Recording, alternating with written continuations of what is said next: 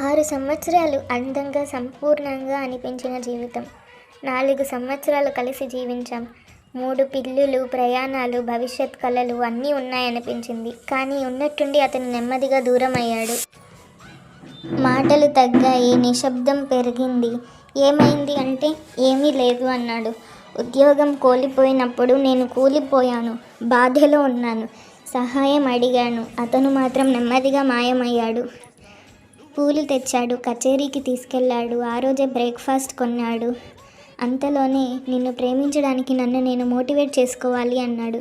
అతను నన్ను వదిలేసే విషయం అందరికీ ముందే తెలిసింది. కానీ నాకు మాత్రం కాదు. వారాల తరబడి నన్ను పట్టించుకోలేదు. సమాధానం లేదు. ముగింపు లేదు.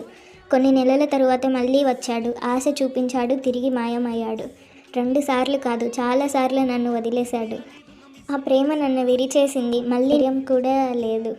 మందులు, థెరపీ, ఎన్నో రాత్రులు. ఇప్పటికీ నేను పూర్తిగా మానలేదు. కానీ నేర్చుకున్నాను.